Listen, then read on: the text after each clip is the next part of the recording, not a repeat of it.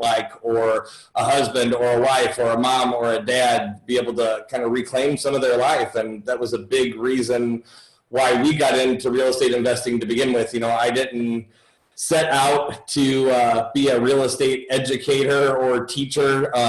Rachel and I were actually in a mastermind group, like you said, that Sean ran, and a lot of the other members in that mastermind group own these things called RIAs. And Rachel and I didn't even know what a RIA was. I had never been to one.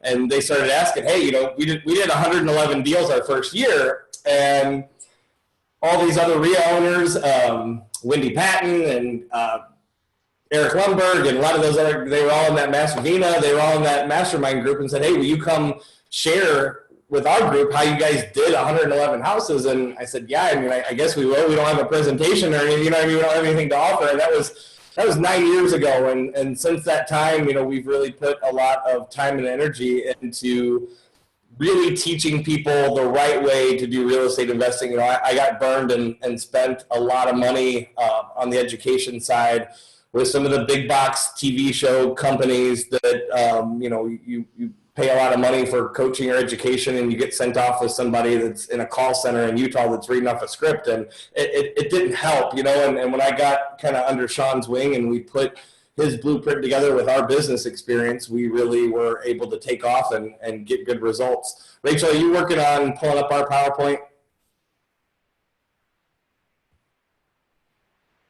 Rachel? Yes, I am. Yeah. Okay. All right. So yeah, anyway, we'll kind of jump into things because we normally teach this over the course of 3 days. And so we're going to try to consolidate this into about 80 minutes. So I'm going to give you guys as much value as I possibly can. Rachel and I coach some of the most successful real estate investors in the country. I work with guys that are doing 20, 30 transactions in a month. And I'm not saying that any of you necessarily want to do 20 flips in a month. What I'm saying is that if we can help people build those types of businesses, we can, getting to 2, 3, 4, 5 transactions a month is something that's absolutely realistic. And I think one of the bigger parts of that too is what we've become really, really good at is finding sellers that our competition isn't already sitting in front of. And, we constantly teach people how to buy houses for 60% of after repair value minus repairs. And people always say, well, you can't do that in this market. And my response is always, well, you can't do that in your market because you're doing the same old school marketing stuff that's been done forever. And not that, things like direct mail and that don't work, they do work, but direct mail as a whole has a 1% response rate, and in the world of marketing, 1% isn't always the greatest. And there's just, people communicate and receive messages in a different way today than they did 10 years ago. And so I want to share with you guys, if you don't mind, some of the things that are working really, really well right now in today's market. And what we've done to get, we're probably somewhere in the neighborhood of about 500 deals now since 2010 is when we started. But I want to jump into that and kind of, ask you guys, why real estate? Why are you on this call tonight? Why are you spending your evening with us? And what was it about real estate that brought you in to begin with? And typically I'd ask this question in a live room and get your responses and kind of down on that a little bit. But I always get surface level responses first. I want to make extra money. I want to pay my house off. I want to college or whatever that is. But when I really drill down and keep asking questions, what it really always comes down to for everybody is freedom, right? Freedom to do what we want to do, freedom to wake up in the morning and decide how we want to live our life, freedom to go to the gym at 9 in the morning if you want to, or start putting life first. And one of the biggest mistakes that we made in our first 10 years of entrepreneurship, I started a business on April 15th, 2001, which was 2 weeks after my 21st birthday.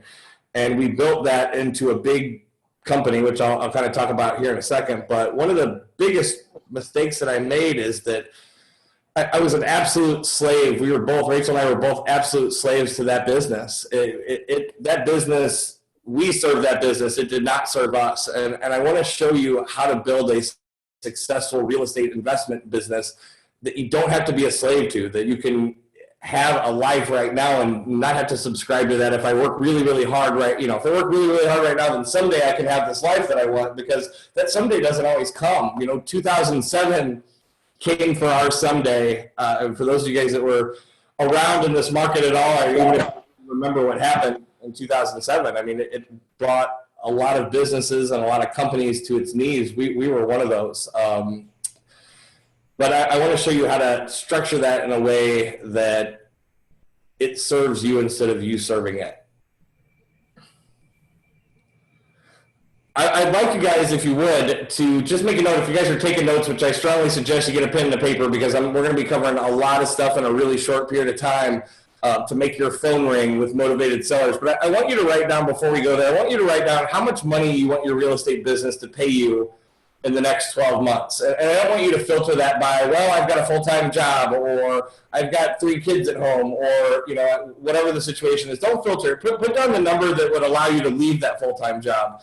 And the reason why I want you to do this is because so often we find that it's not money by itself, you know, that pulls you to this. You've got to have something more than just the money. And that's why my second question is really think about, how would that change your life? If you could bring in an extra $200,000 or $300,000 in income in the next 12 months, how would that make life different for you? What type of choices would you make differently? How would your day look different? What types of things would you do differently? Would you be able to go on a month-long vacation that you've always wanted to do? Would you spend more time with your family, with kids? Like, how would life really change? Because if it's just money that you're after, I'm sorry, but I don't see anybody succeed at a high level that's their number one concern is money. There's got to be something that's pulling you towards it more, something that you really, really want to change differently in your life. And I want you to think about that as we, you know, kind of get into this tonight.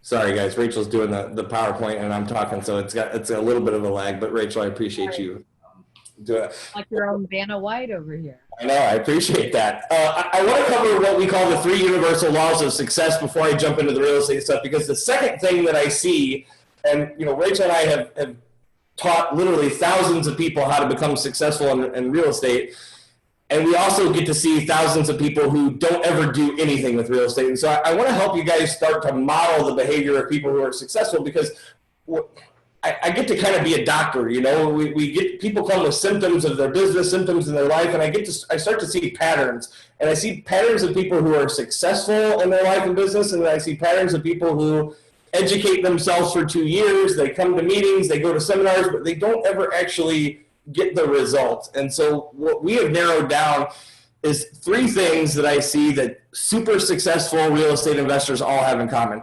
Number 1 is you have to have a recipe or a blueprint. You know, when I said write down what you want over the next 12 months, that's a goal. That's not necessarily a recipe or a blueprint. It's a goal, right? A goal is I want to make 300 grand next year, or I want to do 10 flips, or whatever that situation is. Those are goals, and goals are great. Everybody should have goals, but the most successful people in this business follow a recipe or a blueprint in their business. And what I mean by that is a step-by-step plan. You know, if your goal is I want to make 300 grand in the next 12 months, that's great. But what has to be done on a daily basis? What's your recipe? What does your business have to do on a daily basis in order to achieve that result? And I want to help you boil it down, because it is a mathematical equation, and I want to help you guys kind of boil down so you know step by step what your business needs to be doing on a daily basis in order to hit that result at the end. Number 2 is you have to have the ability to take massive action. Once you have that blueprint, you've got to be able to act on it. And it's easy for me to say I'm definitely a jump out of the plane, build my wings on the way down kind of guy. You will learn that the more time you spend with us. My business partner, Rachel, is definitely the more analytical type. She likes to know step 6 before she starts step 1. And both of those things have their pros and both of those things have their cons, right? But I think what's more important than anything is whichever one of those you are, you have to condition yourself to act. You have to condition yourself to take action, even in times where you're uncertain, you don't necessarily know, you're nervous about taking the phone call. The best way we learn is by immersion. It's by doing. You know, you can read a book on how to swim all you want, but until you jump in the water and actually start pedaling, that's when you learn actually how to swim. And it's the same with real estate investing or sales or anything else. You've got to condition yourself to take action on that blueprint, even when you don't necessarily feel like it. Number 3 is a mentor or coach. I'm not here to sell you guys mentoring or coaching tonight. What I'm here to say is that I look out of the world, and I've always tried to educate myself. I've always tried to look at people who are where I'm trying to go and model the things that they do. And one of the things I found in common with everybody that I've ever looked up to or everybody that I've ever tried to model is they all have a mentor coach. They all have somebody that's already got the result that they're trying to get that helps them steer to the finish line faster. You know, in our mortgage business, we went from the spare bedroom of my condo to close to 100 employees. We were doing tens of millions of dollars a year in revenue. And I didn't do that because I'm the smart guy. I did this because, number one, I got a blueprint, and this is really where this came from. You know, I got a blueprint from somebody who was super successful in the mortgage business, and we implemented that into our company. We took action like crazy. We probably took too much action. We were absolute slaves to that business. And I found a guy, Greg Frost, for any of you guys who've been in the mortgage business. He's probably one of the most well-known mortgage guys in the country. He was one of the first people to ever do $1 billion in home loans. And he really mentored us into growing that company and showing us what to do and what not to do and the right way to do it. A good mentor or coach can get you to the finish line 10 years faster than we can do, you know, kind of being on an island by ourselves and trying to figure out everything on our own. Those three things have been our recipe to creating successful businesses for the last 20 years. So I really want you to think about what is your recipe, and maybe it's our blueprint. You know, tonight we'll talk about that. Maybe it's someone else's blueprint. But find somebody who's having success at a very high level and figure out what they're doing on a daily basis to achieve that result and model it. Then take crazy action on it and find a mentor or coach, somebody that can guide you the right way. There's a fourth one on here, and I know it says 3, and this is on purpose. And number 4 is a written vision. The reason why it says 3 and there's 4 up there is because I didn't know about that 4th one for probably the first 12 or 13 years that we were in business. And we've always been really good at the first three steps. We've always been, I mean, our first year flipping houses, we did 111 houses. And most people would look at that and say, that's freaking amazing, and I want to do the same thing. But what I didn't tell you is that we were slaves to that business too. And it didn't, you can make millions of dollars a year and not have a good life. And so we figured out a way to do it differently. And I want to share that with you too, because I've accomplished absolutely nothing if I take you out of your full-time job and into this full-time, and now you're working 60 hours a week instead of the 40 that you're working at your old job. I really am serious. And if you guys, any of you guys follow us or follow any of our teaching, the one thing that we put first is life, is family, is relationships, and building a business around that. You know, too many people subscribe to the all my time is spent with work and business, and whatever's left over, I'll be a dad, or I'll be a husband, or I'll be a wife, or I'll be a parent. And I want to show you guys a way to do it where you can do those things first and build your business around your life.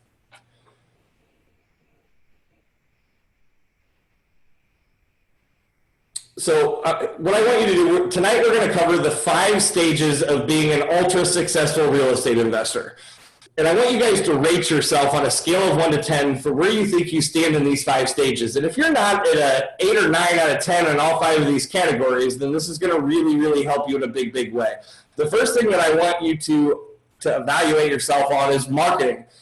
How good or how skilled are you at getting inbound response, getting motivated sellers to call you day after day after day? Like, rate yourself and what skill level you feel like you are there. Second thing is evaluating deals and evaluating and estimating repairs. That to me is the second key to being extremely profitable, is really knowing your numbers, how to pull comps, how to decide what the property is worth in the condition that it is in right now. What is it worth when it's fixed up? What is it worth if we wholesale it? Really determining those things. Third stage that I want you to rate yourself on is getting your offer accepted, which really to me is the whole homeowner appointment, the negotiation with the seller. This is where a lot of people get tripped up, and we have, after several thousand homeowner appointments, I feel like Rachel and I have come up with a really good process that you can emulate to have the seller come up with your number as opposed to you giving them your number. And so we're going to walk you through as much of that as we can tonight. I know we're going to be pressed on time, but we'll get through as much of it as we possibly can. Determining your exit strategy is number 4. So do you want to wholesale this house? Do you want to fix and flip? Do you want to rehab it? Do you want to keep it as a rental? What is your exit strategy once you've acquired the property? And then number 5, closing the deal. Where's the money going to come from? How do I read a HUD-1 settlement statement? What title company should I work with? What lender should I work with? All of those things. So I'm not going to spend a ton of time on my story. If we get to spend a little bit more time with you guys, Rachel and I are actually doing a 3-day event, September 18th, 19th, and 20th, which I'll talk to you about a little bit later tonight. It's not some crazy expensive seminar that you've got to spend a fortune to come to, especially during this COVID time. We've made it ridiculously reasonable for everybody. I'll let you make the decision at the end of tonight if you want to be a part of that or not, but I want to give you a little bit of background of why you should listen to us, why you should follow anything that we have to say. And I guess I'll kind of start. I won't go give you the whole story, but we opened a mortgage company really 2 weeks after my 21st birthday, and I didn't know what I was doing. We like I said, we followed those 3 things. We got a recipe blueprint, we got a mentor, and we worked really, really hard. We created a really cool company. We went from the spare bedroom in my condo, like I said, to close to 100 employees. We were doing millions of dollars a month in revenue. And I was definitely on that train of work really, really hard right now, and then someday we can have this life. And I was building for that someday. Only that someday didn't come. 2007 came, and it brought everybody in this industry, everybody in a lot of industry, to their knees. Just to give you some perspective, we're in Missouri, and there were over 3,600 licensed mortgage companies and banks in Missouri in 2007. And by probably mid-2008, 2009, there were less than 300. Just to give you an idea, I mean, went from 3,700 licensed entities to under 300. And that really is a reflection of the state of the economy. You know, all banks were going out of business, foreclosures were at an all-time high. And the reason why I share this is because we are at a very similar time right now that we were in 2007. And I can't, there's always opportunity in real estate. There's always opportunity to make money and to help people and to do that. But every once in a while, there is a tremendous opportunity. For those that understood the market in 2007, 2008, there was a whole lot of opportunity to make money. Anytime there's a huge economic shift, there's huge economic opportunity if you know the right thing to do. In my personal opinion, we are about to experience what we experienced in 2007 again. Maybe not to the same extent, maybe to a greater extent. I don't know. Last I heard, unemployment was 40 million something people filed, 30 million plus filed for unemployment. 4.8 million people didn't pay their July mortgage payment. So this wave is coming, and we need to be prepared for it. 2007 was when that meltdown happened to us in our company and our business, and we went from bringing in literally millions of dollars in a month to losing $80,000, $90,000 a month after month after month after month, until there was no more money left to lose. 2.5 years we lost that type of money until there was, our savings was gone. There was no more money left.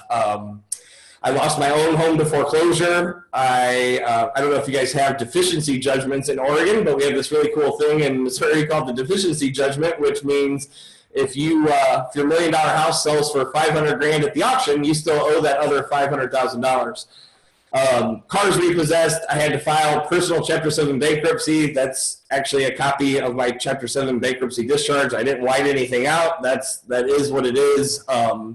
I literally went from being a millionaire to being basically homeless, and I was too proud to ask anybody for help. It was one of the darkest periods that I've ever experienced in my life. During that whole period of time, I was certainly not raised. I never paid a bill late in my whole entire life, and now everything that I had worked for all those years and all that sacrifice, all those 60-hour, 70-hour week work weeks that, I neglected my family, I neglected my friends, I neglected my own personal health, because I just really subscribed to, if I just bust my ass and I work really, really hard right now, then someday I'll be able to have this life. And now I find myself in this place where I'm Chapter 7 bankrupt. I destroyed a marriage during that time because of all the press and, all the pressure and stress that I was under. And I'm sharing this with you because this was, if you look at the date on here, this was actually October 2010. And that was the exact same month that I went to this real estate investing training. It was a 4-day seminar, and the guy that was offering it was actually Sean, who she mentioned. I didn't know Sean at the time, and this was a boot camp that he always charged several $1,000s to attend. And for whatever reason, this was the first and the only time, some of you guys probably know him, it was the first and only time that he had ever done an event for free. Still to this day, only time he's ever done an event for free. Thank God it was free, because I would not have been there had it not been free. But Rachel and I went to this event, and we took literally hundreds of pages of notes. You know, we needed a new recipe. We needed a new blueprint. And what we left that event with was a new blueprint. And we took action like crazy on that. That very next year, 2011, we flipped over 100 houses, and we made right at $3.6 million. And those are copies of my tax returns, of our tax returns for that year. I didn't white anything out. That's my real employer identification number. Nothing's blacked out on those returns. The one says 2.2 million, the one's 1.1, and the other one's right at 200 grand. And I share that with you. I don't share it so you can say, hey, look at me, I made a lot of money. I share that with you because no matter where you're at in your life right now, that's how quick things can change when you decide that you want them to change, when you decide to make it, to do something different, to operate on a new blueprint, to get a different result. That's how quick things can change. And, you know, I didn't have money. We didn't have resources. My credit score was probably whatever the lowest credit score you can get, that's probably where my credit score was. I mean, like I said, I was Chapter 7 bankruptcy the year before. So I hope that inspires you. Even if you do 10% of that, it's an absolute game changer. And this real estate investing in and of itself has had just an enormous impact on my life, on Rachel's life, on our family's life, and really allowed us to live life on purpose. And so I want to give you guys that gift, and I want to give you as much of that as we can possibly give you in this amount of time. And hopefully all of you decide to spend those 3 days with us where we can dive into this stuff a little bit deeper. But we've done 400 deals since then. It's probably closer to the 500 marker right now. We coach, like I said, some of the top real estate investors in this country from California to Baltimore. We started our own hard money lending business with our own profits from our flips, which is a really cool business. I'm not really here to talk to you about hard money lending, but I think it's something awesome to pay attention to when you start building up your own capital from your flips. We pull about a 30% annual return in our hard money lending business, which you can't get anywhere else in the market. And if you do it correctly, it can be extremely safe. I think our passion project is REI Blueprint. You know, this is where we're able to really make an impact, where we're really able to change lives and change people's lives in a positive direction. And I think one of the most important things on this slide for you to understand is that we do all this in less than 4 hours a day, probably 3 or 4 days a week. And I get it. If somebody would have told me this 10 years ago, I would have rolled my eyes and said, yeah, freaking right. Or I would have thought you're doing it on somebody else's back. And it's absolutely not the case. There were some key things that after 12 years in business, I had not learned, that my mentor shared with me, and it absolutely changed the way that we do business. We've invested in several other companies with our money that we've made from real estate investing. Rachel and I own a 33% stake in a Spanish school for as crazy as that sounds. I don't know anything about Spanish school, but these things that we're going to teach you guys about scaling a business and running a business, you know, I don't think real estate investors fail because they don't understand real estate investing. I think most real estate investors fail because they don't understand how to run a business. They don't understand how to delegate tasks. They don't understand how to structure and build a team. And so they take on every single role themselves, and there's just not enough time in the day, nor are we skilled at everything, right? Like, there are some things that I'm really, really good at, and there are some things that I'm absolutely horrible at. And Rachel and I have very complementary skill sets. You know, there's things that she's really, really great at that I'm terrible at. And I would just really encourage all of you guys, we'll get into more of this in a second, but don't try to be an expert or an A player at the things that you're just not naturally good at. So many people spend so much time trying to improve the skills that they're not good at. And a real entrepreneur, a real business owner, you know, read about Henry Ford, read the book, The E-Myth, and you'll understand what I'm saying about structuring your business or environment in a way where you're doing the thing that you're an A player at and someone else is doing those other tasks. I get that hiring employees and things like that might sound scary, but we're going to show you some real simple, easy ways, inexpensive ways to build a team and to automate real estate investing so that even if you are working a full-time job, you can manage to get this up and off the ground and profitable quickly. So I think for me, we're going to spend most of our time tonight on stage one, which is marketing, which to me, you know, if we don't have calls coming in, if our phone's not ringing off the hook, then stage 2, 3, 4, and 5 don't really matter, right, if we don't have any leads.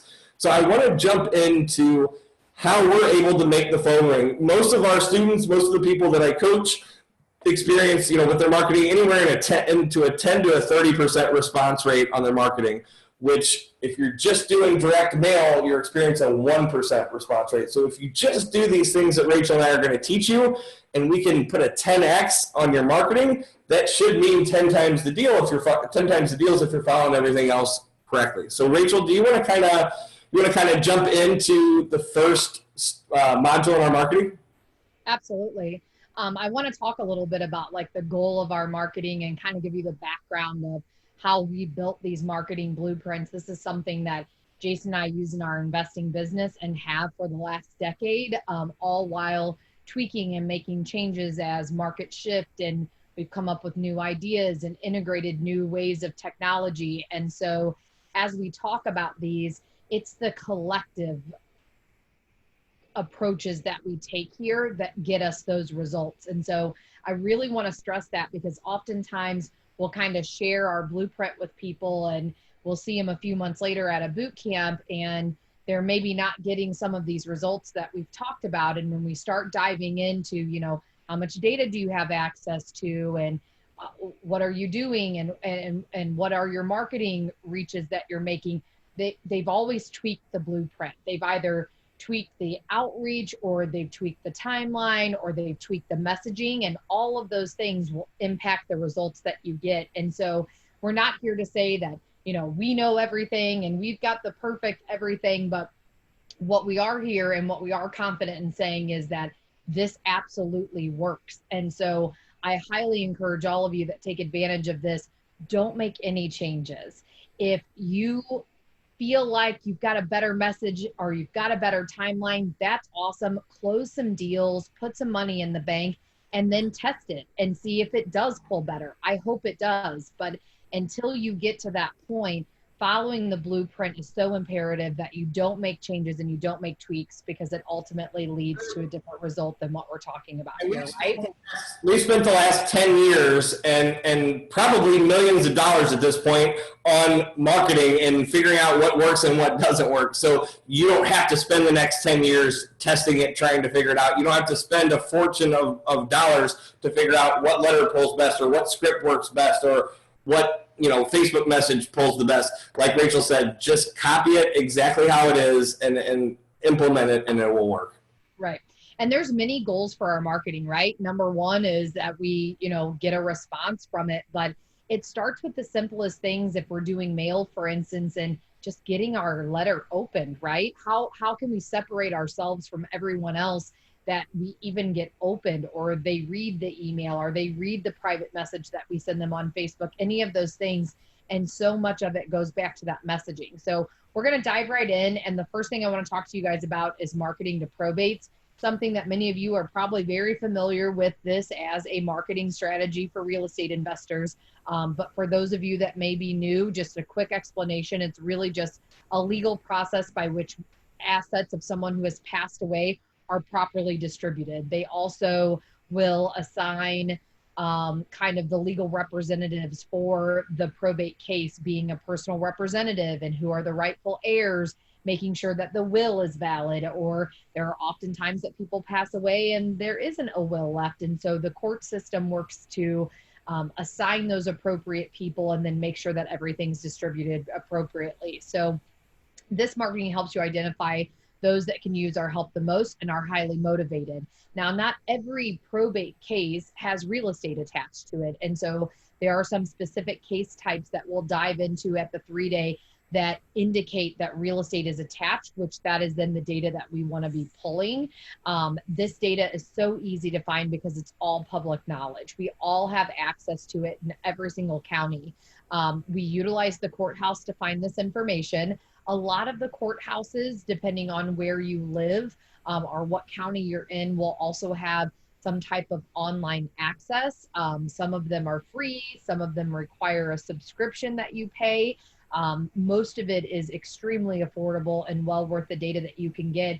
And I often have times of people that you can't get the information online for probate, and so they decide not to do this. And in reality, when we have to go to the courthouse to pull the data, we've got less competition because by nature, people do what is easy. And so just because the information is found at the courthouse and we may not have an online outlet, it doesn't mean that you have to be the person to physically go down to the courthouse and find this. We'll dive into ways that you can outsource this very easily to someone else. And so once we identify our data source, we need to know who we're going to market to on the probate side of things. And it's always going to be the decision makers. And so in this case, it's the personal representatives or like the executor. That's kind of who the courts has deemed to be the top decision maker here. And then we have the heirs that come in, everyone that has a right to it. But we also include the attorneys. I've got a coaching student in the Minnesota area that really took this probate module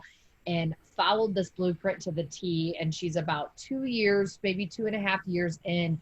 And she has formed, I think at this point, close to about 80 or 90 referral relationships with attorneys that handle probate court cases. And they are referring families to her every time they have someone who passes away and they're handling the probate case for them.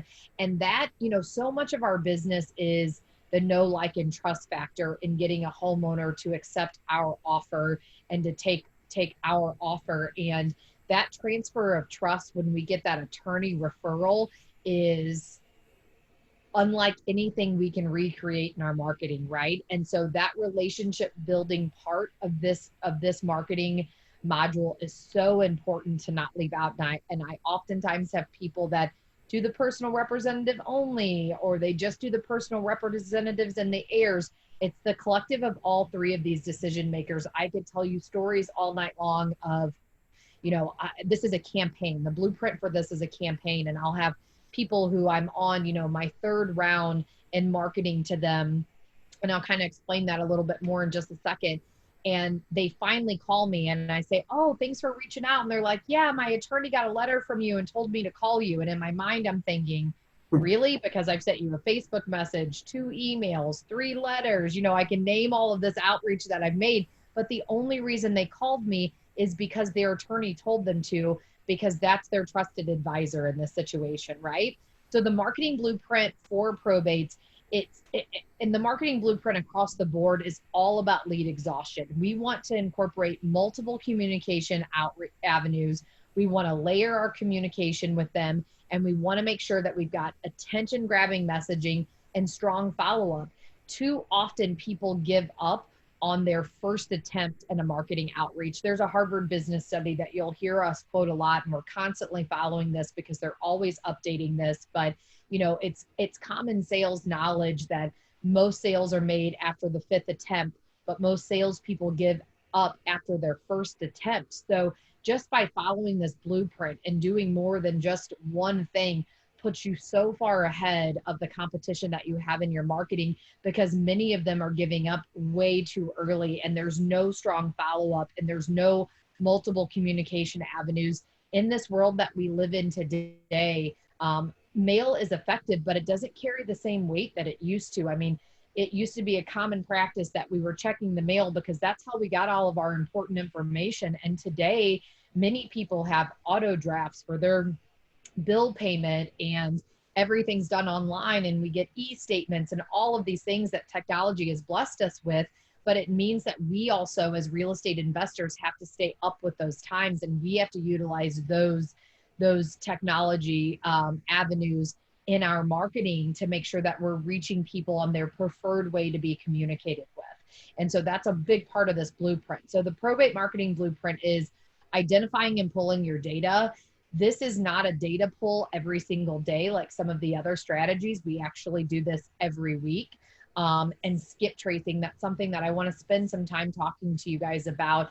This is a tool that Jason and I picked up from really our only real job we've ever had, which was working at a collection agency. And, when we first got into real estate investing, we took that blueprint, but we were looking for ways to separate ourselves because everyone in our market was doing short sales because it was being taught to everyone.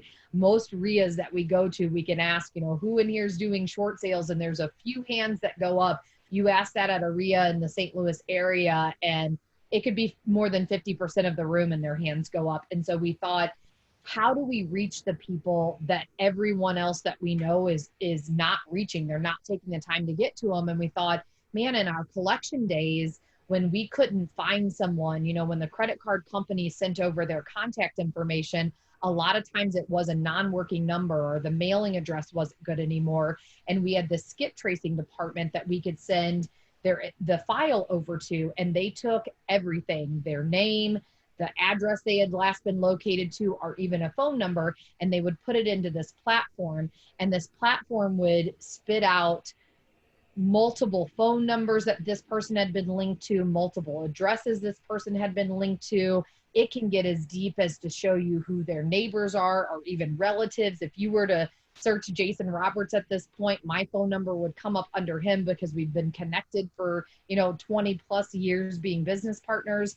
And this is a way for us to find good working phone numbers for people and to find their current address if they vacated the property that we're actually marketing on, or maybe even to find, you know, their spouse at times and be able to get in contact with them. Some of them are so sophisticated at this point that they will give us email addresses as well as social media links for them.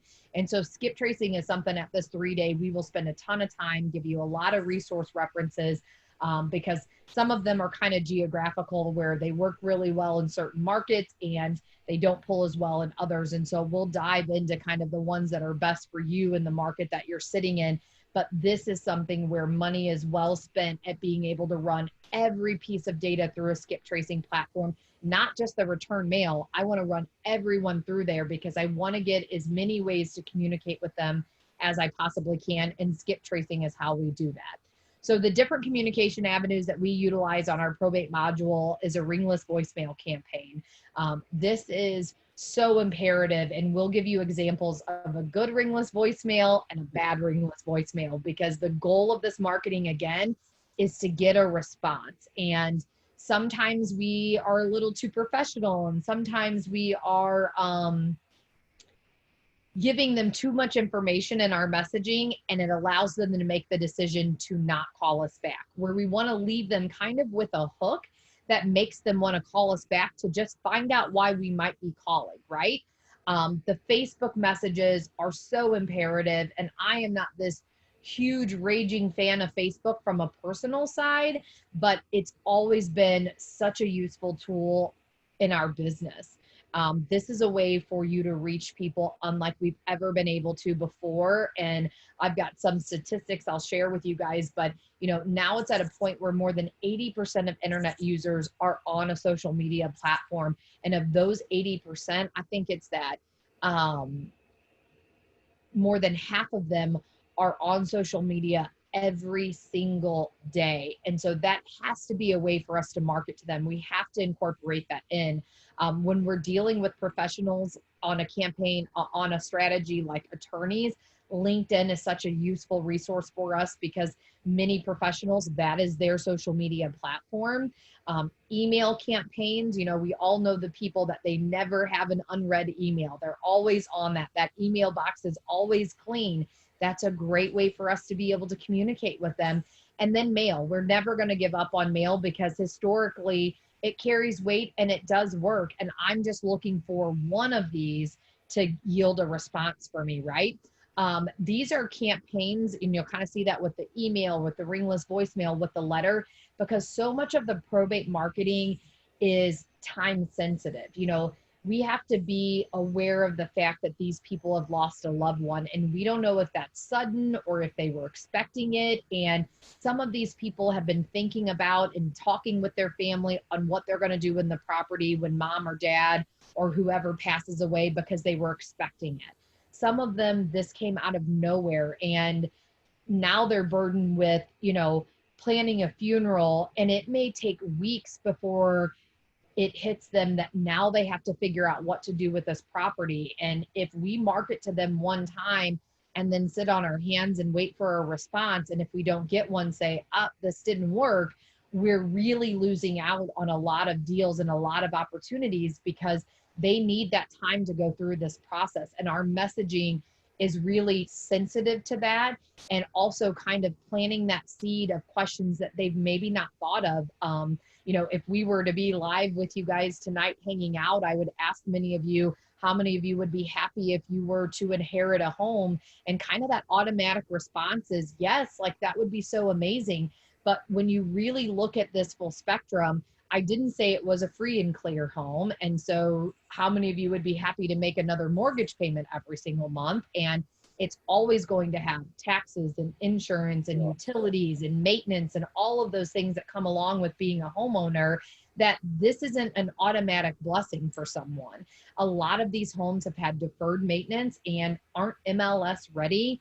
Many of these turn into foreclosures because financially the estate or the family members can't support the mortgage or the financial responsibility of this property. And investors are a perfect solution to their problem for many probate families, right? So, and we go back to that real quick, because I want to talk real quick about the importance of this marketing. So yeah. When you look at that campaign there, I read a book in my early 20s called Guerrilla Marketing. And, even back in the mortgage days, at one point we were generating over 1,000 inbound calls per week into our mortgage company of people that were interested in buying a house. And that's really how we scaled our mortgage company up so big, because we became masters at marketing. And so I want you to just kind of understand why this works. And what Rachel said earlier about a couple things. One is follow the recipe completely. Just like baking a cake, you can have an award-winning recipe for a cake, but you go take it out 2 or 3 ingredients and you may not even get a cake. And I say that because, we get to see this at scale and we get to see it work for people. The ringless voicemail in and of itself will pull about a 10% response rate on deliverables if it's done correctly. If it's done incorrectly, your phone won't ring at all. And that in and of itself is an enormous difference. So when I say correctly, it means what time of day do you send the ringless voicemail? Like, I'm going to teach you guys to send 2 ringless voicemails in the same day at 2 different times, and then stagger it out as a campaign. But when it's sent and then what is said, right? If you get on this ringless voicemail and say, hey, this is Jason Roberts. I was calling to see if you had any interest in selling your home. I can pay cash and I can close quick. Give me a call back when you can.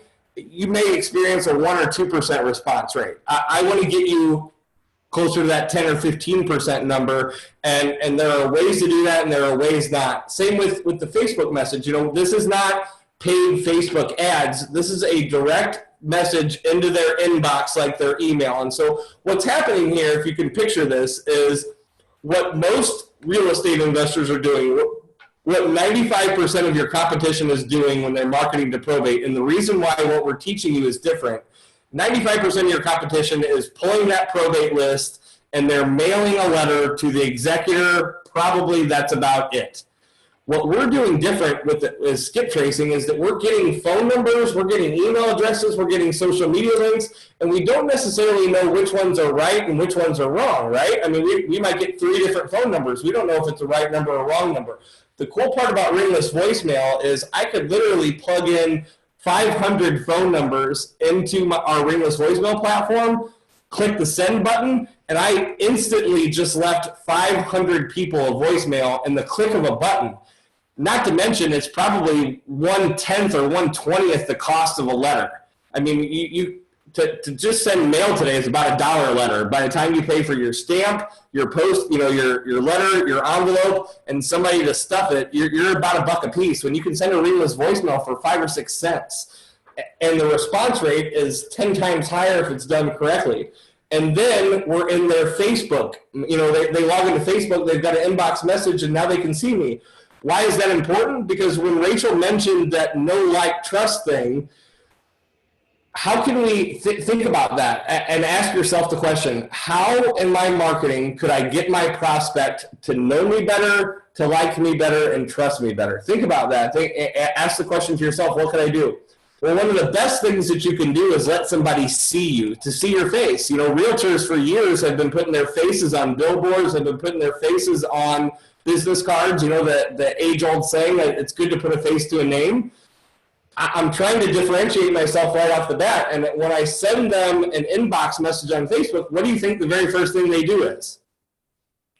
What do you think they do? I mean, they creep your page, right? They click on your page and they're going to go down through and they're going to scroll. And what are they going to see? Well, what I'm hoping that they see is that I live in the same town that they do, or a neighboring town. They see me, out at a restaurant that they ate at last week. It brings that know, like, trust factor. Oftentimes I'll have a mutual friend. It's escalating that quickly. The other thing that's happening here is what Rachel mentioned, the Harvard Business Study, that 80% of sales happen after the 5th contact. So I'm trying to get to that 5 number as fast as I possibly can. So I don't know if I have the right email address. I don't know if I have the right phone number. I don't know if I have the right person on Facebook. But what I do know is if we're hitting them on their voicemail, we're hitting them on their Facebook, we're looking them up on LinkedIn, we're in their email, and we're sending them a letter, odds are one of those channels got to the right person. And by doing that correctly, we can drastically increase the overall response rate. So I just want to kind of hammer that home a little bit, Rachel, because it's super important that we follow, not only the recipe, but the wording in the recipe. Absolutely. So this is just a little probate case study, and I shared this one because I don't know if you guys are able to see. I might have this up. I can see it. Okay. But I shared this one because this was a probate deal that we did, and it was clearly winter because there's snow on the ground here. So this is a little bit of an older one. But what I really like about this one is we had followed the blueprint. We marketed to the personal representative, we marketed to the heirs, and we marketed to the attorney. And it was actually the heir that responded back to us. And come to find out, the personal representative actually lived out of state. This is in Missouri. She lived in Texas. And this often happens, and I see this mistake that a lot of people make where they only market to that personal representative, is sometimes this isn't their burden. This isn't their responsibility to go check on this house and check the mail and mow the grass and do all of the things that come with being a property owner. And that was this perfect situation. It was the sister who lived locally that was really taking on the burden of this property. And she said, my sister that's down in Texas, like, she's good to do whatever, but she's not really happening to deal with this all the time. And I would really like to unload this property. I would really like to move on from this and not have to worry about it every week. And we said, well, we can help you out with this. We went through the house, and it wasn't in terrible shape, but it absolutely needed some repair, and it needed to be brought up to a current, kind of market condition. And so we bought it at $81,000, did about $43,000 in renovations to it. And we sold it at $191,000. This actually sold for over list price, which in today's market is a pretty common thing to happen. But this was pre kind of COVID and this market craziness that we're experiencing right now. But phenomenal profit of $67,000 that we made on this deal. And I feel confident that, we may have still gotten this deal had we only reached out to the personal representative, but it would have been a delayed response because it wasn't a number one priority for her like it was for the sister that was there locally. And so huge benefit in making sure that you follow that blueprint and, reach out to everyone that you absolutely can. Yeah, and good point, because we're reaching out to everyone on that list, the personal rep, the heirs, and the attorney through all of those different channels. So we're exponentially increasing our chances of reaching them. All right, you want me to talk about pre-foreclosure a little bit? Absolutely. I hope you guys are paying attention to this, because this strategy over the next 12 to 24 months, for those of you that make the decision to learn this and actually implement it, I promise you right now, mark my words, this will be an absolute financial game changer for those of you that learn how to do short sales and master them, because we're going to see 10 to 20 times more foreclosure filings per month than we have seen for the last 7 or 8 years. Mark my words. It's already happening. The amount of people that aren't paying right now, and I know that there's eviction and foreclosure moratoriums, but as soon as those end, which they have to end, they can't go on forever, it's going to be an astronomical increase in foreclosure filings. And I'm not happy about that. I'm not saying it sucks. I went through it myself. I understand the pain. I wish someone like me now would have come along to help me then, because guess what? Nobody came. Nobody sent me a letter. Nobody called my house. Nobody knocked on my door. Nobody sent me a Facebook message. Nobody did anything to try to help me when I was going through foreclosure. And I'm going to tell you, we've done hundreds of short sale closings, and every single one of them that I personally attended, the seller was crying in tears, giving me and Rachel a hug, saying, I don't know what I would have done if you guys wouldn't have come along. And there's no cooler feeling on earth than for somebody to be so incredibly thankful for what you did for them. You forget that you got paid, and then you're walking out the door and the title company hands you a check for 40 grand, and they're like, then you remember that you got paid for it too. It's such a super cool experience that you're actually able to help somebody in a big way. So I think everybody probably knows what a short sale is. For those of you that don't, basically what's happening is, we're marketing to people who have a pending foreclosure date that's coming up, and in most cases, we're able to get the foreclosure sale date stopped or postponed, and we're able to negotiate with the lender to buy the property at less than what's owed on it, but have the borrower forgiven for the deficiency. So say they owe 300 grand on the house and we buy it for 200. We also negotiate through that process that the lender forgives them of that other $100,000. So they're able to walk away. They avoid a foreclosure. They avoid having to file bankruptcy. They avoid a deficiency judgment, and we're able to keep them in the house for an extra 3, 4, 5, 6 months, and they're able to transition out. We're able to give them hope, and we're able to help them big time avoid the negative consequences of a foreclosure.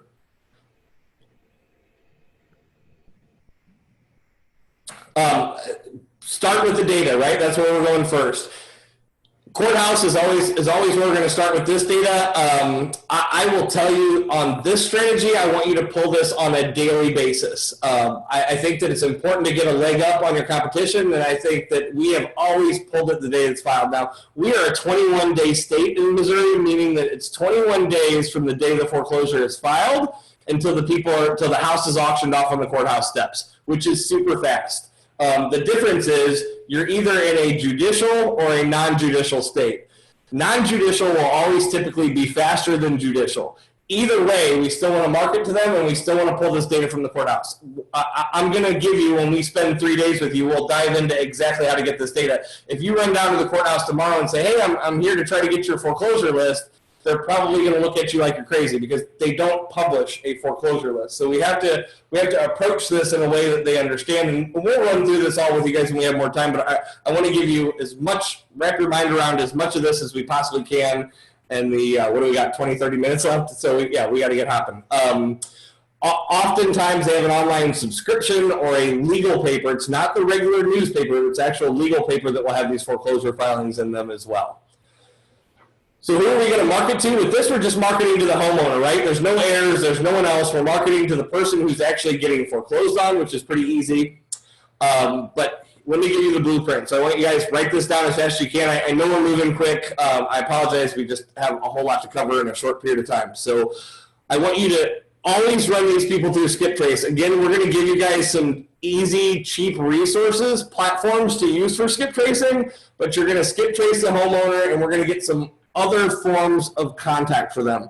We're also going to use ringless voicemail. Now, the messaging behind the pre-foreclosure stuff is completely different than the messaging that we're going to be using on the probate. So when we go through this with you guys in more detail, the ringless voicemail message is going to be totally different. The Facebook messages are going to be totally different. The email messages. I want you to write something down. With every bit of marketing that you do, you need to be able to answer the question, what's in it for them? Nobody cares that you're a real estate investor. Nobody cares that you can pay cash and close quick. They really don't. They care about what's in it for them, and what someone is experiencing that's 2 weeks away from getting thrown out on the street.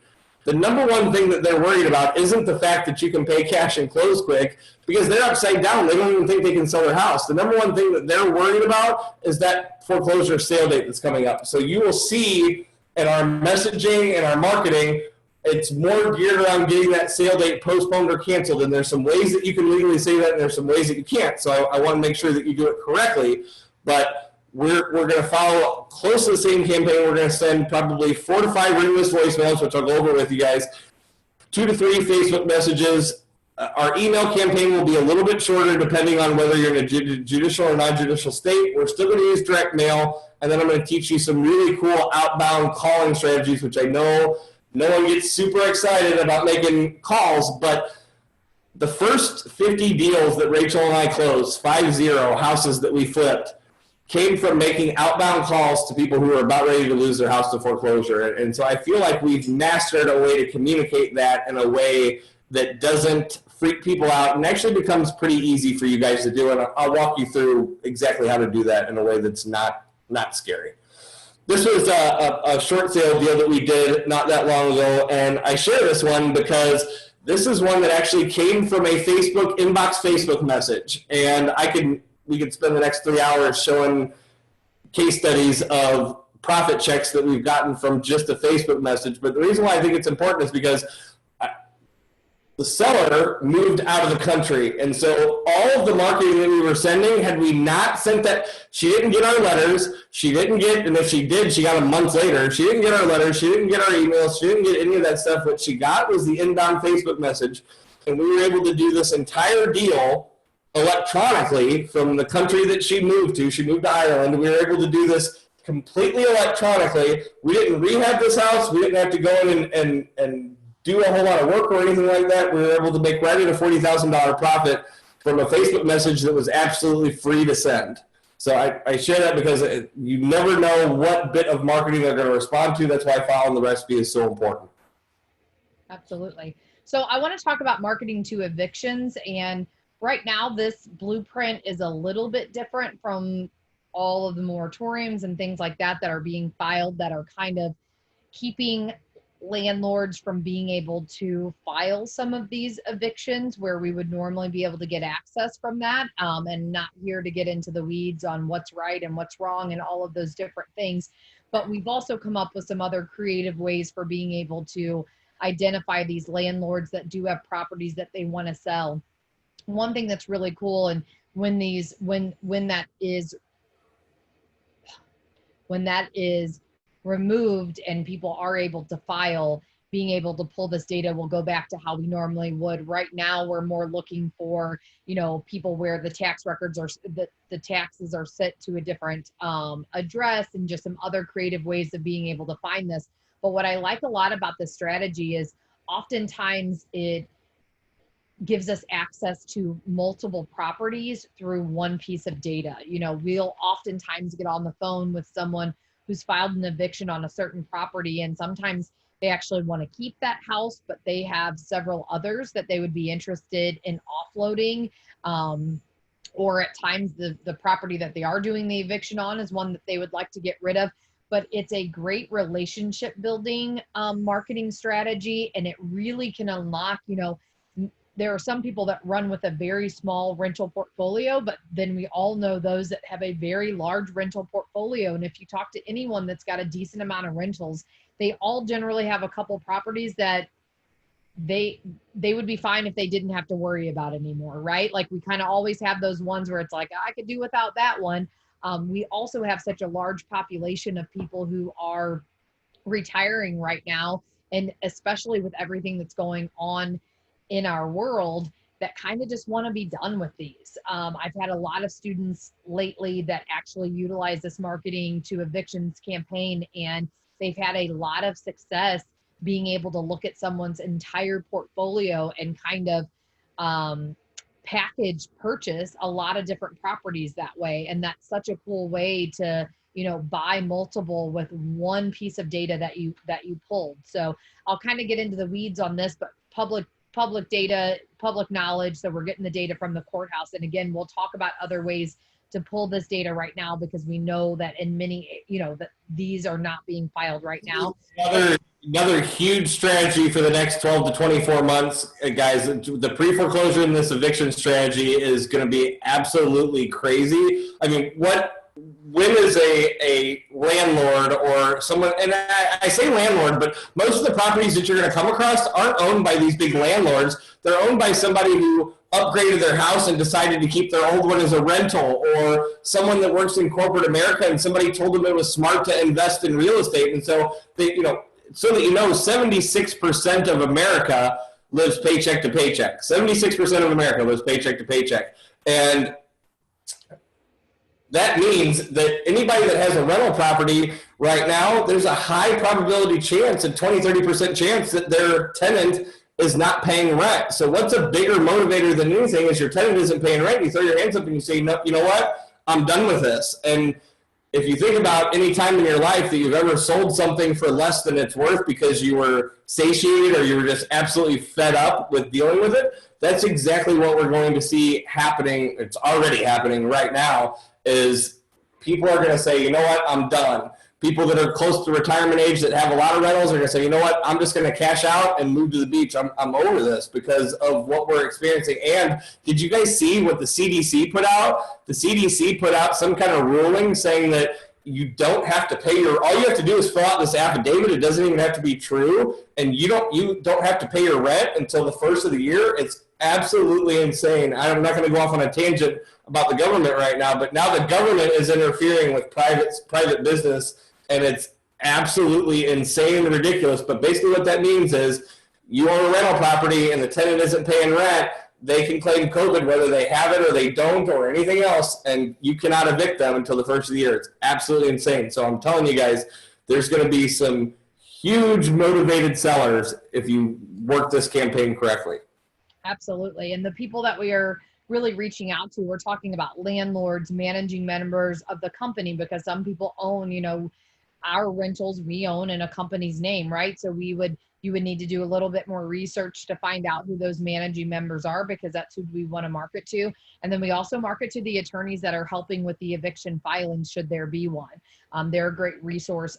Jason and I actually foreclosed on a multi-unit property probably about a year or so ago.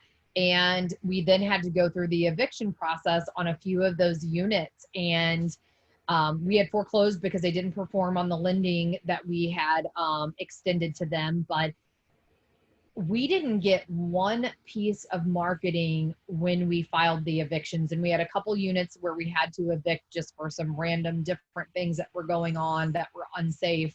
But we would have sold that property in a heartbeat. We really weren't ever wanting this property. We had really just cross-collateralized it to secure the initial lending that we did, and the guy ended up not fulfilling that. And so here we were with this property, and it ended up being an extremely profitable deal for us. But we would have absolutely sold that property had someone marketed when we were doing the evictions and said, hey, the minute these evictions are final, this thing's yours, right? There were a couple of units that needed some minor, just kind of upgrades to them, not really even like necessary rehab, but we wanted to kind of level up the condition of the properties to make it more desirable for when we went to sell it, and they could raise rents a little bit by that. But we made 6 figures on the deal when we sold it. But it was absolutely a great multi-unit investment for someone as far as cap rates and all of the different things that you're looking at when you're investing in something like that. And we didn't get one piece of marketing from our evictions. Absolutely would have sold this thing. So we're going to pull data. We're going to skip trace, and we'll do some different things with skip tracing, right? If we've got a company, we've got to dive into some of that managing member side of things.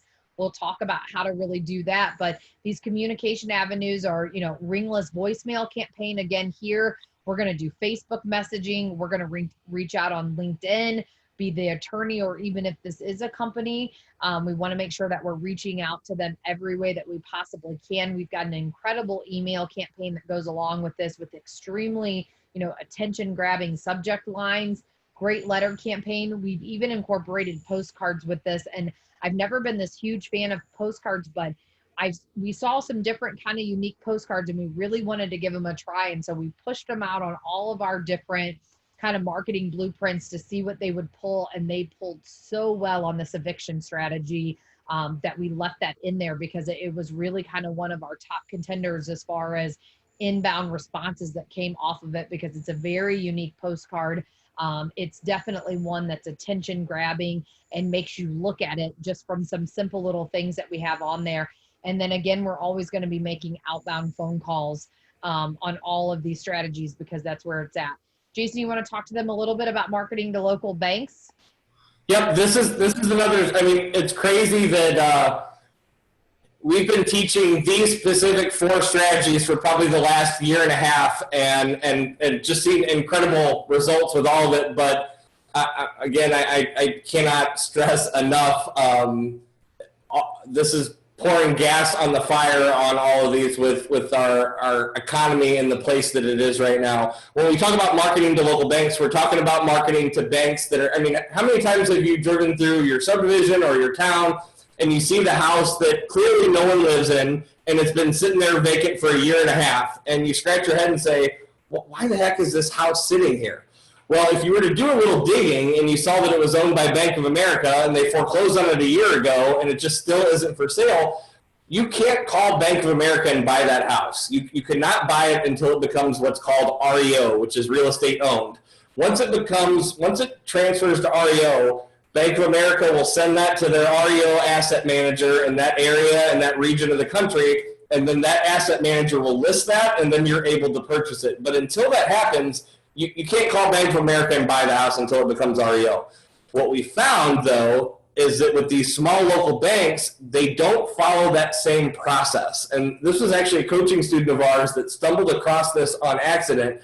He's bought 76 houses in the last 2 years with this strategy, and he lives in the middle of nowhere, Iowa. I mean, nowhere, Iowa. Like, drive to Walmart's an hour and a half away. That's how rural he is. 76 different properties, a couple apartment buildings, and the rest all single family.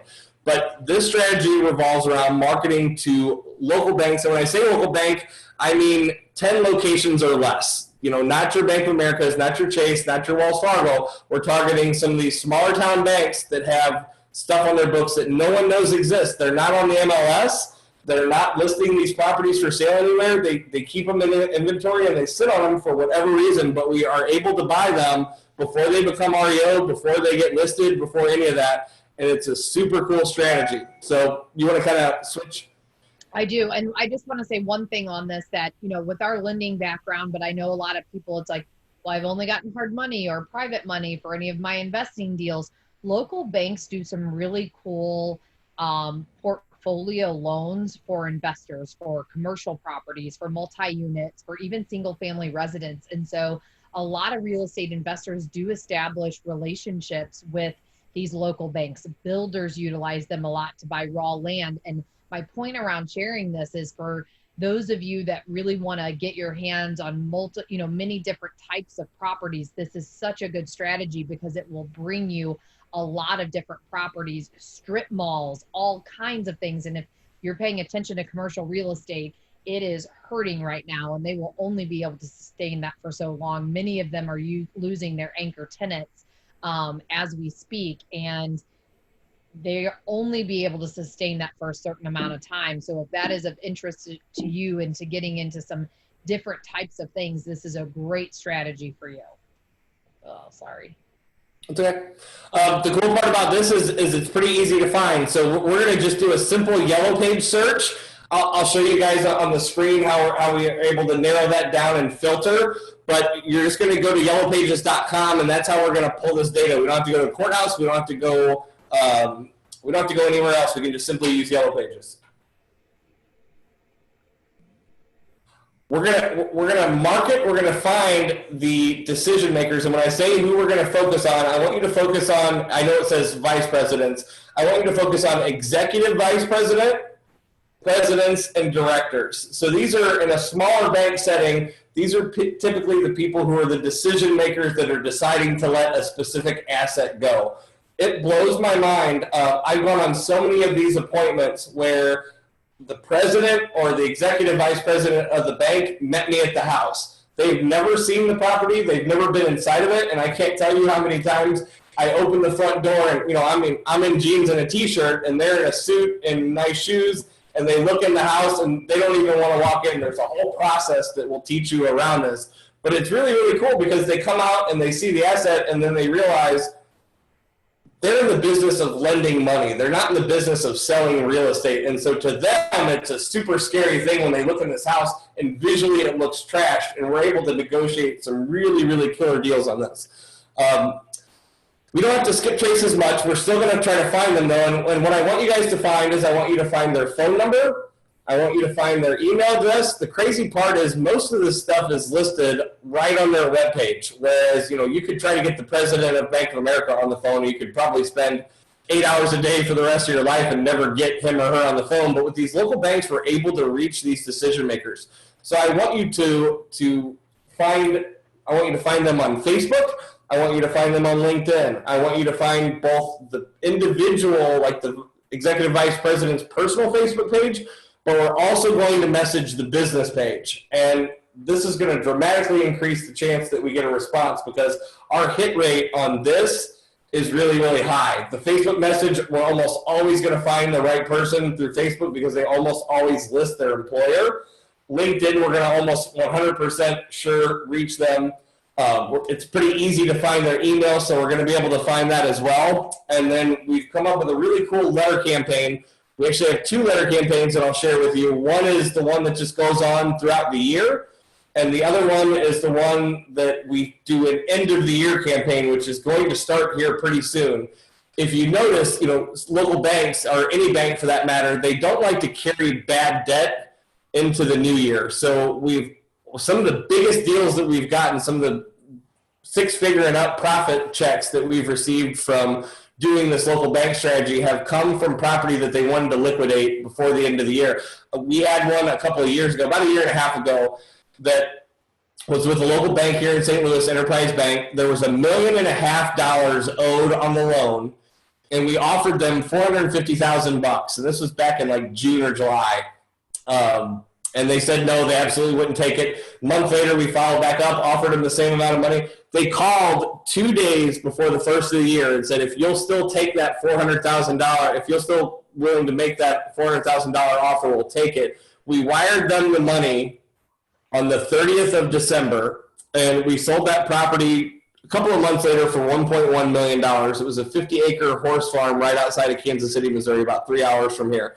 I mean, that was a $500,000 or $600,000 profit deal that came from this strategy because they wanted it off their books by the end of the year. They didn't want to carry it into the new year. So this is, we're going to see all types of opportunity like this. The key with this strategy is the continued marketing. This is a drip campaign that we keep implemented throughout the year. And you can automate almost all of this. So you're not having to log in and send emails once a month and send the letter once a month. We can automatically program this stuff to happen. But this is a super cool strategy. And once you create a relationship with these lenders, you then, with these banks, you become the first person they call when they have something delinquent or default on their books. We'll get in, when we have some more time with you guys, we'll get into exactly what this messaging needs to say. Rachel, I know we're running close on time, and we got through one of the 5 modules. Real quick though, because I think this is so important. Will you give them, and I know you'll spend several hours in our 3-day on I mean, we go through live examples on the screen and walk you guys through how we pull comps, how we evaluate after repair value, how we estimate repairs, and you guys will do some of this stuff with us. But since we're running short on time and you can't teach this whole module, will you at least share with them your recipe for pulling comps? Because so that you guys know, Rachel's participated somewhere in the neighborhood of around 8,000 real estate transactions, 8,000 real estate closings over the last 20 years. I have not met anybody in this country that is better at understanding values in our own market and markets across the country. She's the one that makes the final decision on lending that we do in other states, and we're lending our own money. So we're very, very important to us that we know what after repair value is and what the repairs and such should cost. But will you share with them real quick what your recipe is? And I know that there's a whole lot more to it than what you're just going to say, and I know you'll spend a couple of hours. But will you just quickly give them what that recipe is so they can kind of wrap their mind around how you do that? Absolutely. So I do this the same regardless of what market I'm in. And there may be some variations because we always have those kind of unique situations. But my always start off is to really dive into that subject property and identify what those attributes are of the house, from, of course, the bed bath to the square footage to does it have a basement, does it not? And depending on your market, that might be normal and it may be abnormal. Are we sitting in a floodplain? Are there any other specific things for the market? You know, if I'm in Florida and I need to think about sinkholes and just some different things like that that I have to take into consideration. But what's normal for the area, and does this home fit that level of normalcy, right?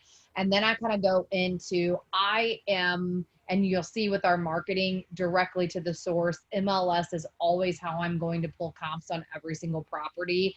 I oftentimes get, what about this or what about that? For me, the MLS is my direct preferred way of doing this, because there's no question on whether or not all of the information is in there for the market. And so I take that subject property and I do a 1/4 mile radius search, looking for all statuses of active, pending, and sold within 180 days. And then really look and see what those results are. Only pulling out those properties that are true comps to my property, and then dive in deep on evaluating, you know, if something has been sitting active for a while, why has it been sitting active? You know, we can look at certain pockets in our own markets and say, you know, this house is sitting because it's not been updated. And then we can look at another pocket in the exact same market, and homes that have not been updated are flying off the market. So what's the difference there, right? What's the norm? Those actives just kind of give me an idea of days on market. And do we have too much inventory? Is there not enough inventory? Kind of what's going on there. And these actives may one day be my competition, right? So how would I make sure that I don't get into that same area where some of them might be sitting? Is it because they're listed too high? You know, what's the reason? Then I really dive into that pending side of things and try to figure out why a buyer made the purchase decision for this property and not the other ones that they had access to. What's different about those? How long did it take for this property to transition over into a pending status? So really following that property timeline on there as well. And then the solds are everything for me. That's the only thing I base my numbers off of, is what's actually sold, never using best case scenario. My ultimate goal in listing a property or even lending money on a property is to use an ARV that is a 1-day sales price every single time. Right now, the market's great, right? And you can base and determine an after repair value, and likely you will sell that property for higher if you get it on the market pretty soon, because that's just what the market's doing right now. Where you have to be careful is when things are starting to shift around, and best case scenario will get you in trouble in a changing market. And so you want to, regardless of where we're at, you have to be conservative on your numbers. Best case scenario is you make more money than what you thought, but we can't have worst case scenario happen and we lose money. And that happens when people over evaluate and overestimate what they think they can actually pull in for a property. And sometimes it's for no error of our own. It's simply that market shifted or changed. Yep. So Rachel, if you want to kind of skip, I know I want to be conscious of time, and I want to leave a couple minutes to do a little Q&A here at the end while she's getting to the next thing that I want to talk about. If you've learned at least one thing tonight that you're going to implement that you think is going to help your business, throw a heck yeah or something in the chat. So I know that normally I would be able to talk to you guys and it would be live. So if this has been good, if you've learned at least one thing that is that you can implement, that you can put into your business, let me know. I want to hear from you guys, and I want to know that this is getting where you need to go. Our stage 3 is getting the offer accepted, which we're going to be short on time. So, Rachel, how much do you want to go into that? What's that? I'm sorry. The stage 3. Do you want to? Yeah, let's talk about that quickly. And I think the part I want you to emphasize here, or the know, like, trust factor. Like I said, I want to take a deal down now. If you're in my market, if you leave that property and you didn't make that seller an offer, I will get to that house, because I'm not leaving until we get an accepted offer on that property. And I think what is unique about the blueprint that we've kind of created after all of these properties that we've been through, we do every homeowner appointment pretty much the same, with the exception of maybe pre-foreclosure, because there's a few differences there, which I will share with you guys at the 3-day. But I think the biggest thing here is that know, like, trust, and spending the time to build rapport with these homeowners. So many people come in and they're just right about the business. And we really take an approach of getting to know them, letting them show us the house.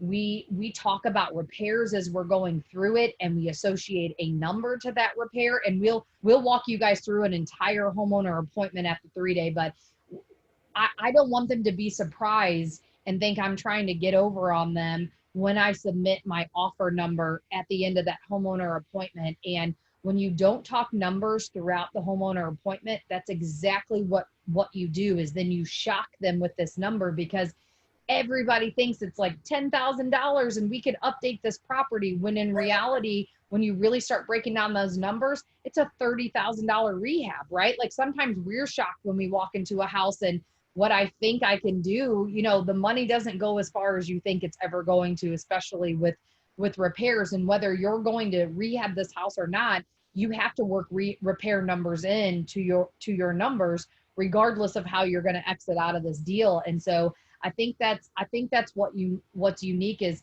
not only do we get their buy-in on the repairs and what it's going to cost to do it, but we do it in a way where, they may have painted those kitchen cabinets and they love the fact that they're pink. That's probably not going to go over real well on the MLS. So we don't want to insult them with that, but we want to let them know, we'll probably have to switch those up, right? We'll probably have to improve that a little bit, but in a softer approach.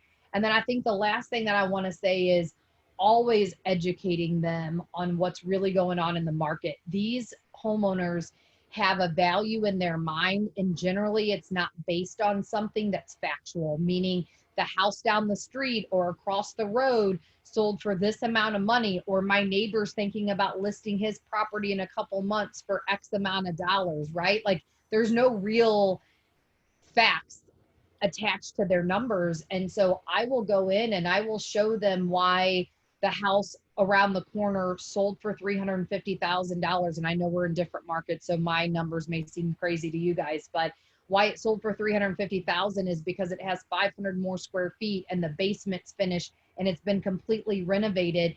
You have to show them why that's not their number. And too many times investors just go straight in and drop an offer and then there's zero explanation, and you leave them feeling like you're there to take advantage of them, right? Which is never what our goal is, but you have to show that to them. So, I think you have to understand, I think what I really want to help you guys understand at a deeper level is the psychology of the seller, the psychology that they're under, and what are the objections that they're going to give you. What are the things? Put yourself in their shoes. What is the number one thing that most sellers think? They think that you're going to try to lowball them and try to get the house for as cheap as you possibly can. So the second you make an offer, the second you give a number, they're automatically trying to confirm the story that they've told themselves in their mind. We do this as human beings. We decide that something is the way that we think it is, and then our subconscious starts to look for things that support our story. Even if our story is wrong, we all do this, right? We do it all the time. I mean, think about, how many red cars did you see when you drove home from work today? You probably can't remember maybe one or two that you saw, but if I told you when you drive home tomorrow to count the red cars, you might see 50 of them. Same thing happens here. They've told themselves a story that they're going to try to give me some kind of lowball offer. So as soon as we tell them the offer, regardless of what it is, they assume that that's the case. I want to show you guys a psychological process in which the seller comes up with your number themselves. They come up with your number, if that makes sense. And there is a process and a way to do that. Rachel was starting to describe it, but I'll spend about an hour and I'll walk you guys through an entire homeowner appointment and exactly how I take them through that process. So at the end of that appointment, they are telling you the number that you want to buy the property for, as opposed to you making them an offer. It's a totally different approach, and I've been significantly more successful handling homeowner appointments that way than any other way. So I want to kind of share that. We'll get into determining our exit strategy when we're over time, Rachel. So I want to kind of get to the end here. I know that we've got a couple more strategy, but I think we're already 10 or 15 minutes over. I want to talk to you guys a little bit about our 3-day that's coming up. I've had several people already direct message me about that. We're going to be doing a 3-day event, 3-day virtual event, September 18th, 19th, and 20th. So it's coming up here soon. We typically do 4 to 6 live events per year. We have about 150, 200 people that come to our live events. This is the first time we'll ever be delivering this 3-day virtually. If you want to go back one, Rachel, so I can see the. Right, and I'm sorry. This is the first time that we've ever delivered this 3-day virtually. So it's going to be really cool. We're going to have some of our most successful coaching students get on and we're going to interview them, but we're going to really walk through how to be a successful real estate investor start to finish, from the marketing, from stage one, a step-by-step blueprint really of how you're going to find the data. We'll show you in real time how to go to these different county websites and find the data that we're looking for all 4 strategies. We'll help you come up with a marketing plan that's specific for you and your business. I know some of you on this might call, if you could just do a deal every other month, you'd be ecstatic. Some of you on this call want to do 10 deals a month. I'm not here to tell you what's right or wrong. Our job is to help you create a plan that allows you to live the quality of life that you want to live, depending on what that looks like. How to evaluate deals. Rachel will probably spend 2 or 3 hours on the deal evaluation, and we'll pull up some houses in real time, and we'll all come up with what we think that they're worth after we do the lesson on how to do it. We'll come up with what we think the repairs are, and then Rachel and I will go through and explain what that looks like in real time. We'll do a real homeowner appointment from start to finish so that you can start to model that process of how we do the actual homeowner appointment. We're going to go through step-by-step how we automate this. I know it seems overwhelming, and you're like, there's email, and there's Facebook, and all this stuff. What Rachel and I, what REI Blueprint is really known for is helping people transition out of full-time corporate America into real estate and have. So I want to be able to. Man, I don't know how those people implement these things and put them into place so that you can make them work right now, even if you're working a full-time job and you've got kids in school and sports and all that kind of stuff, really walking you through that step-by-step. And I told you guys we would make it super, super affordable. We are limiting this to 50 people. Like I said, our live events will have a couple hundred people, but I want this to be interactive. This isn't going to be 3 days of Rachel and I talking and you guys listening like this presentation is tonight, unfortunately. I want you guys to all have your cameras on. It's going to be live and interactive the whole entire time. And if we have 200 people on there, you can't just interrupt me in the middle of my sentence because there's going to be 200 people trying to interrupt and talk, and it'll be a nightmare.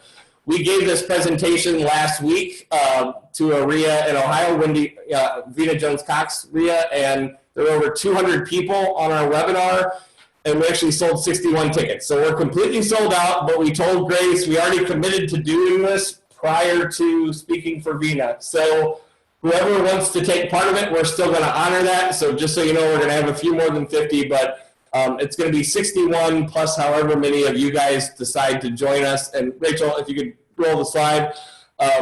The price for a ticket is $397 for 3 days.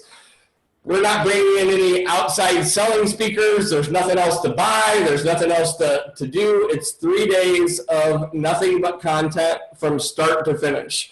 We are also going to throw in for that price a ticket to a live event as well. So if you can't make September 18th, 19th, 20th, we're going to do it virtually again. It looks like at the beginning of December, so you could attend that one virtually. But you'll also have an extra ticket to come to a live event when we go back to doing live events, which we do all over the country. We try to move around and do that. Our live events are my favorite thing that we do.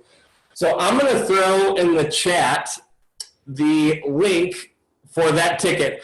That offer is going to be good until midnight tonight, period, end of story. It's not a sales tactic or anything else. Like I said, we are already oversold, and this is a special offer that we just did for Grace and trying to put something together for you guys. For the last 7 years that we've done this event, the ticket price is $2,000 a ticket, and we've had several thousand people come through this event at $2,000 a ticket. And as soon as this coronavirus stuff goes away and things go back to normal, that price will go back to that. So this is an opportunity for you guys to get to attend virtually and in real life for $397 a ticket if you want to do that. The link is in the chat, and Grace, if you would, maybe after this, if you could send that out. I see some people are in from their cell phone, so they may not be able to see that chat link and take advantage of that, but we can send out an email. The second thing that I want to talk about, for those of you guys that are massive action takers and you've already made a commitment to say, you know what, I really want to go after one of these strategies. I really want to do this. Rachel always talks about, you know, are you interested or are you committed? If you're committed, you're taking action and you're gonna use this blueprint and you're really gonna implement it. So for any of you guys on here that really want to take advantage of this, I wanted to come up with an offer, something that you could use and have all of our letters and all of our scripts and all of our emails for all 4 different campaigns. So it's essentially 4 home study courses in one. It's every single letter that we send on our probates, so you can literally copy and paste it. It's like an entire course in each section. So each module has an entire manual that walks you through step by step. Step 1, do this. Here's how you pull your data. Here's what it's going to look like, and really walks you through. But I think the most important part of all that is it has the scripting for every letter that we send on probates, every ringless voicemail that we send on probates, every email that we send on probates, every letter for all 4 of those strategies, for local banks, for pre-foreclosures, for evictions, the whole bit. So for those of you guys that want to take advantage of that, it's $897, and that gets you a ticket to the 3-day virtual, a ticket to the live 3-day, which we're still going to throw in, and our entire home study course. If you wait and do that later, it's $2,000 on our website just for the home study course. So this is something special that we're doing with Oregon RIA. This is not something that you can buy or do after the fact. This is something that we were doing specifically for your guys' group. So if you want to take advantage of that one, I will throw that link in the chat here as well. Rachel, did I miss anything on that home study course and all the stuff that's in there? Well, no, you nailed it on that. The only thing I will say is we're also going to have some homework for you guys between now and the actual boot camp. We are all about, you know, momentum. Like, you know, we always hear the phrase that knowledge is power, and being knowledgeable is a huge benefit, but it is useless if we don't ever put action behind that. And so, you know, we're big believers in knowledge plus action is power.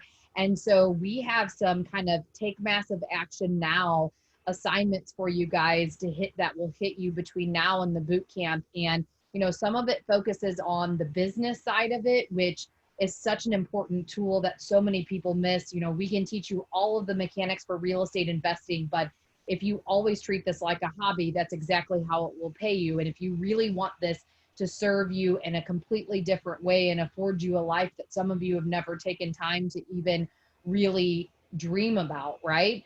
Then it can do just that if that's what you ask of it, and that's how you build it. And so we have some, you know, kind of assignments from creating a business vision to understanding, you know, what your resources are, to creating a real estate investing schedule. You know, when you go to your 9 to 5, you work on a schedule and there's certain things that have to be done. But when we get in our real estate investing, it's like, I'll do my marketing this day, maybe, or I don't get it done, so I'll do it the next day. And I was going to make outbound calls tonight, but I didn't get around to it. And those will be the types of results that you get if you treat it this way. And so we just have some things to help push you in that right direction, help you get started on the right foot, that will then fill in the gaps once we get to that, spend those full 3 days with you guys and really deep dive into all of these different things. So that'll be an email that you'll be looking for. I think the only other thing I want to say is our team will be on this the minute that we get your information. And if you don't see something within like 24 hours, check your spam. Because oftentimes we hear people say, I never got anything, and it's sitting in their spam. We can't control the emails going to spam or not going to spam.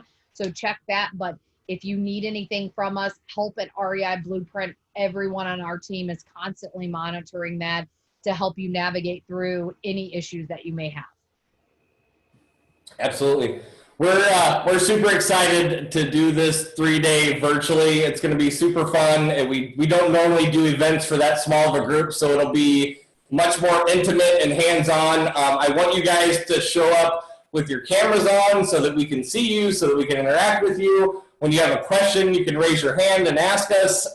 We want to replicate as much of a live environment as we possibly can. I'm going to do random drawings for people that keep their camera on because we need it so bad. It's so difficult to just stare at a screen. We want to see your faces. We want to engage with you guys. So I don't know. I've got my team working on some gift cards, or I don't care what it is, but we're going to do some random drawings, and your screen time gets you into the drawing. I just got to say something. Thank you very much, Jason. Thank you, Rachel. Your energy is phenomenal. It comes across really well, and I'm looking forward to spending 3 days with you. Just got to say, virtually, and I was not counting on that reaction at all. So, your energy is awesome, and it just really picks me up, and I need that right now during this COVID thing and the fires outside. Yeah, so really appreciate you guys. And Rachel, are you in like a fancy motorhome or what? I am. So I have little ones, and so we just got done camping, and so I have my fifth wheel here, and it's like the only quiet place that I can get to. So yes, I am in here. I had a cricket I was trying to get rid of a minute ago. Yeah. So thank you. Awesome. I'm like almost in tears. I'm so excited to join you guys. It's not this weekend, it's next weekend, right? So yes, thank you very much. Absolutely. Thank you guys. Yeah. Thank you. Hugs. Yes. All right, so I'll put up the links on the website. If you didn't get it, I'm signing up right now. And thank you so much. Really, I'm looking forward to it. I see Jeanette's giving you a clap there. And some people had to like leave here at the last minute, but I'm sure they got the link right before that. So awesome. I know you ran long, but thank you guys. I hope you got your ticket price worth of value just in tonight. We always want to try to over deliver and give everything that we can. So I look forward to seeing you guys at the 3-day grace. Thank you so much for having us.